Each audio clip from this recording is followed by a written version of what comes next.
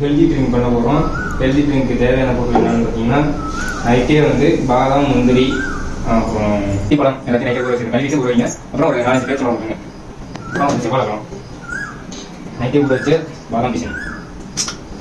சச்சாவை வந்து நம்ம போட்டு நேரத்துக்கு முன்னாடி போட்டாலே போதும். 1 நிமிஷத்துலேயே சச்சாவை ஊறிடும். சச்சாவது அப்புறம் லைட்டாக டேஸ்ட் வேறு பூஸ்ட்டு. அப்புறம் ஸ்வீட் வந்து கனி. நம்ம வந்து ஒயிட் சுகர் வந்து ஆட் பண்ண போகிறத ஊற வச்சதை நம்ம தண்ணியாக இருக்கிறதுனால மிக்சியாக ஊற்றுவோம். ரொம்ப நல்லாயிருக்கும்.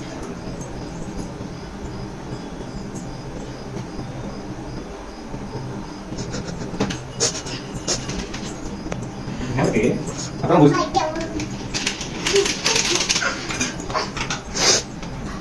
அவ்வளோதான். இதை மட்டும் ஃபைன் டேஸ்ட்டாக வச்சுருக்கோம்.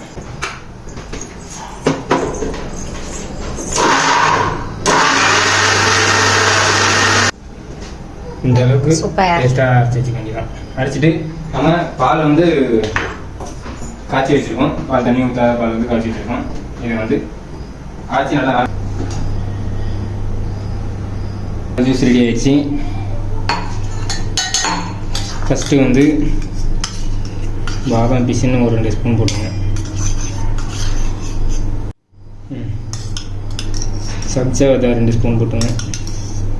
ஏன்னா இப்போ இருக்கிறதுலே பாதாம் பிசின்லேயும் சப்ஜா விதையிலையும் தான் இனிப்பு இருக்காது. நம்ம ஆல்ரெடி அரைச்சி வச்ச ஜூஸில் இனிப்பு இருக்கும். ஏன்னா அதில் வந்து நம்ம பேரிச்சம்பழம் போட்டுக்கிறதுனால இனிப்பு இருக்கும். அதனால் தேன் என்ன செய்யணும், 1 டீஸ்பூன் வந்து சப்ஜா விதையிலையும் பாதாம் பிசின்லையும் லைட்டாக மிக்ஸ் பண்ணிங்க. இப்போ தான் வந்து அந்த ஸ்வீட் தெரியும்.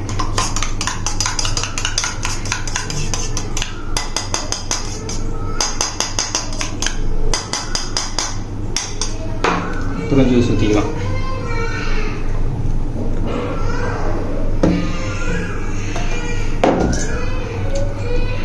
லைட்டாக தேன் எடுத்து மேலாம்பு வச்சுங்க.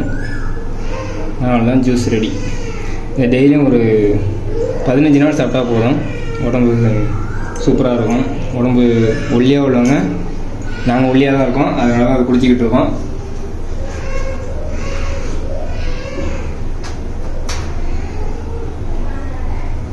ஐக்கியம் ஜூஸ் நல்லா இருக்கா? சூப்பராக இருக்கு.